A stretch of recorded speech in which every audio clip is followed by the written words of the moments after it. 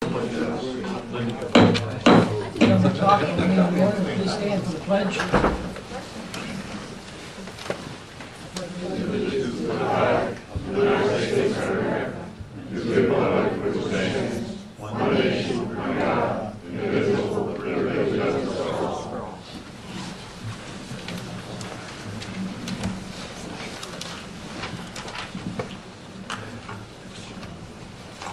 Okay, make the motion to accept the minutes of December 1st. I'll make a motion that we accept the minutes from the meeting of December 1st. Second. Any corrections? Okay, all those in favor? Aye. Motion carried. The motion to accept the financial report and payment of the bills. So moved. Second. Any questions? All those in favor? Aye. Motion carried. Okay, all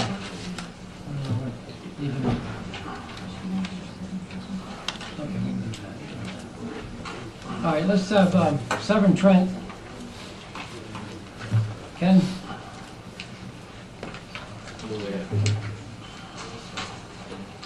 Evening. Doing good. It's a little cold out there today. A little bit. I'd like to give you a report on the water and wastewater treatment facilities for the month of October. In October, we had another very good month. Average BOD going out of the plant was 2.13, which is exceptional.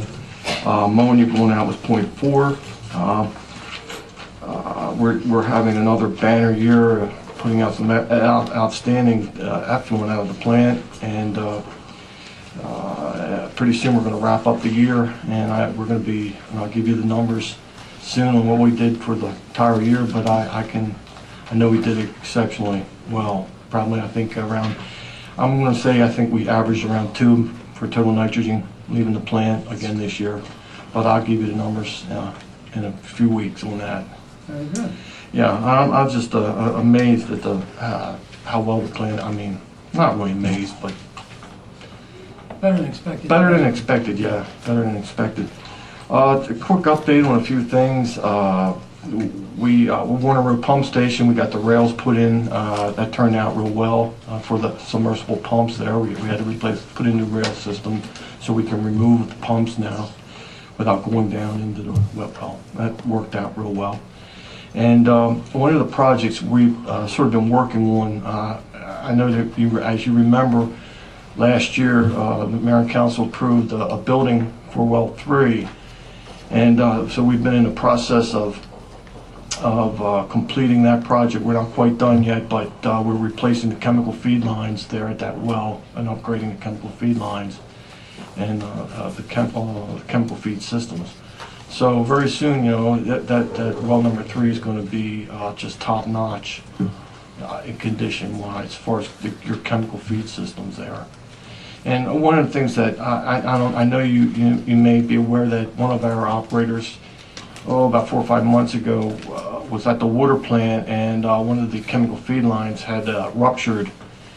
And as a result of that, unfortunately, he was all right. But as a precautionary measure, I've been tasked by Severn Trent to, and not just me, but I guess all the facilities that we operate, is to insulate all the chemical feed lines.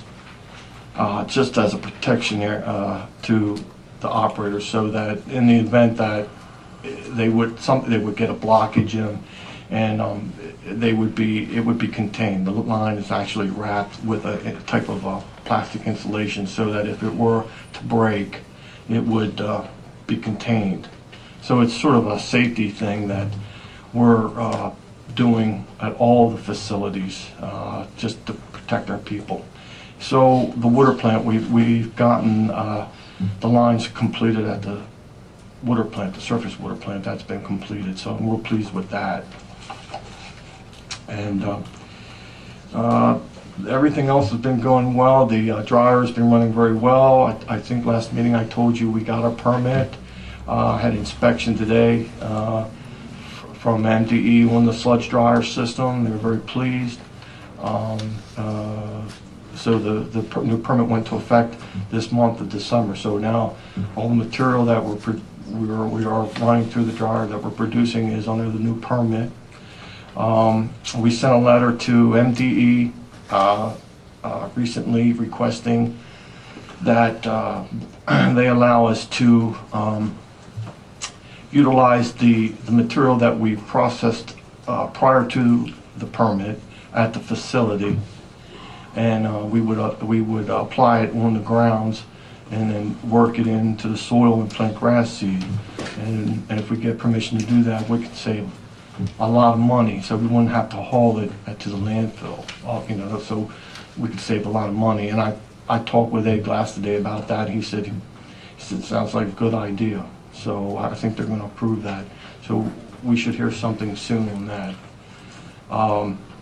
We met with a representative from I guess it was MDE regarding the energy grant that Kim had applied for. We met with them this past week and showed them, discussed with them replacement of the lighting at the water treatment plant, inside and outside. And I think DPW was also there, took them and trying to get some grant money for some energy work, lighting over there as well. And we talked to them about the possibility of installing a variable frequency drives on the finished water pumps, because that's one of your bigger energy savers right there. So I think they were very excited about that, because there's a lot of money in electricity you could save by doing that, by implementing VFDs on the finished water pumps. So that's I think that's going to work out too. So pretty excited about that. Last time I talked to you about, I let you know that we had installed the new drive system on the grid classifier. I just want to give you an update on that. That is working exceptionally well now. So I think that problem's been resolved at the plant. Very pleased with that. Other than that, thank goodness when the tornado went through a couple weeks ago, nothing was damaged. It was unbelievable. We were at the plant when it went through, and it was just unbelievable. And when it finished, I started driving around checking things out, and I drove down to the filters, and all the grating, the solid panels, were blown up out of the filters. They were all stacked up. I've never seen anything like it.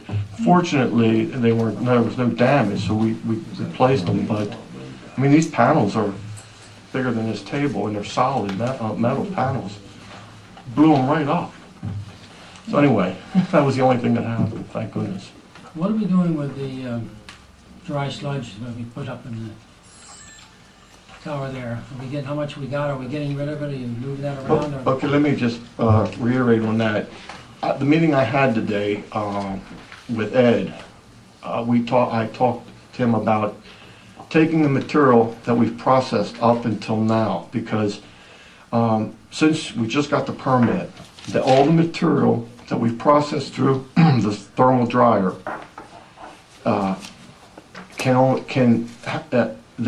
you can't get rid of it other than taking it to the landfill, because we didn't have the permit. And under the new permit, the permit has sets forth guidelines that we have to meet, and some of the guidelines were a lot of testing. Now, we did do a lot of testing on the material, but we didn't know what MD was going to require, what types of tests, how often they were to be run, and that type of thing. So since we didn't have the permit, they won't allow us to give it away to the public. It's not, without the permit, it's not considered a Class A sludge. Now that we have the permit, from this time forward, all the material that we process, and as long as we meet the parameters that are set forth in the permit, it is considered a Class A sludge, which means you can sell the material, you can distribute it to the public. So you have many avenues for disposal. What we're pursuing is, we have a list of farmers in Cecil County, in the area, that we would think would want it as a fertilizer for the land. And so we've already contacted a couple of the farmers, and they're very interested in coming and getting the material. If my point of view is, if we can have farmers come and get it and they haul it out at their cost, then, and I have no problem getting disposing of it. I think that's a win situation. That's what I'm hoping to get. The last thing is we don't want to have to pay to haul it to the landfill and then pay the tonnage fees at the county landfill, because that's very expensive. So we want to try to avoid that at all possible. So if we can have farmers come in and pay the cost of hauling it out, then I think that would be a good situation. Now, I don't know how you feel about that, but I guess that's where we're coming from, or that's what we've been thinking anyway. But now that we have the permit, from this time forward, all the material that we're producing now is in the silo, and it will go out as a Class A sludge. The material that we processed prior to the permit is not considered a Class A sludge because we didn't have the permit. So we wrote a letter to MDE requesting that they allow us to applicate the material within the plant on the ground, because, to be honest with you,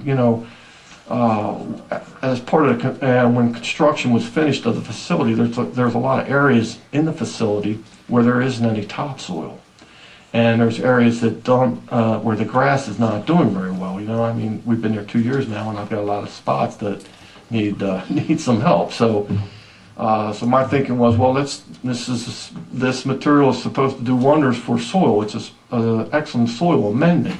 Has a lot of fertilizer value to it. So let's put it down, let's plant some grass seed and see what it can do. Otherwise, if we can't do that, then we're going to have to haul it to the landfill.